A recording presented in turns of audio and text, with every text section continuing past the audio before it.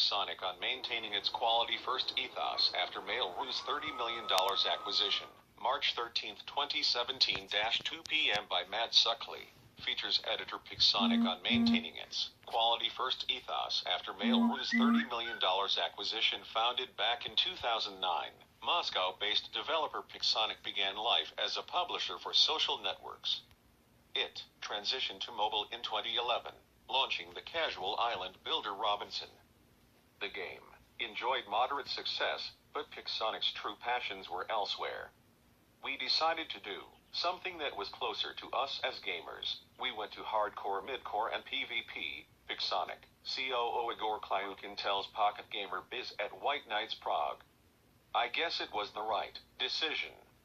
Indeed, this strategy led to the launch of War Robots in 2014, a game which has enjoyed revenues of $1 million a month and inspired the acquisition of Pixonic for $30 million by Mail.ru.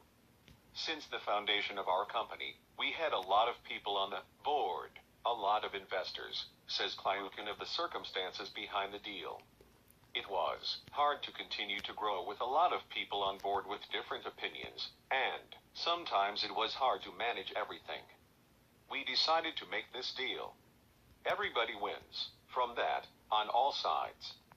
Now we are happy to be part of Mail.ru, but still a separate business unit, because it's important for us to keep our speed, to keep our company culture, and to be as flexible as we can.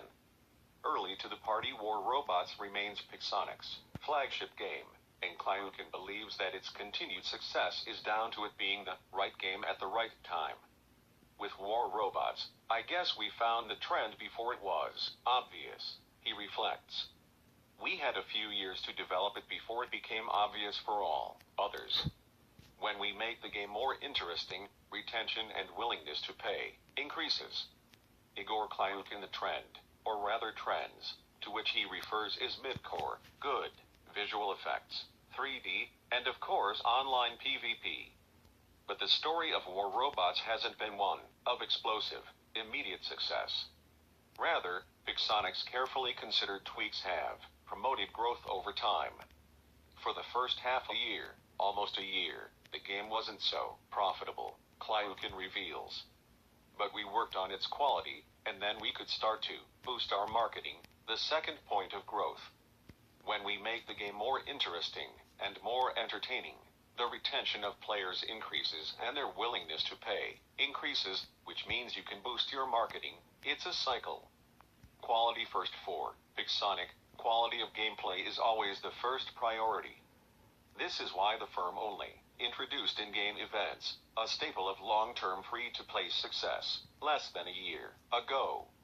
We didn't want to lose focus, he considers.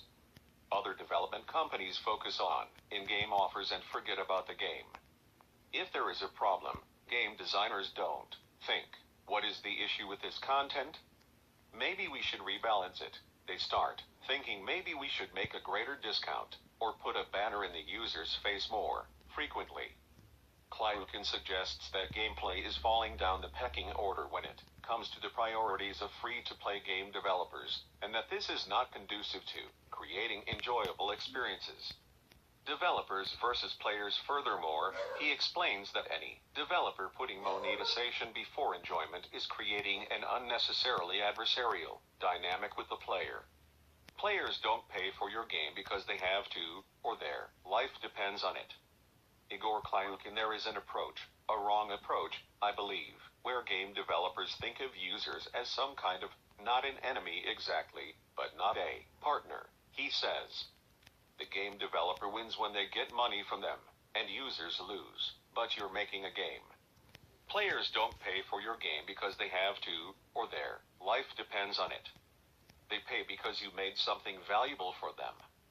If you keep that in mind, you will do good offers, good game events, make your players happy, and they will pay. The bulk of Pixonic's development staff remains committed to War Robots, but that situation is set to change as work on other projects gathers pace. One is a mobile game built around PvP, and the other is a virtual reality title set in the War Robots universe, for both PC and mobile-based headsets.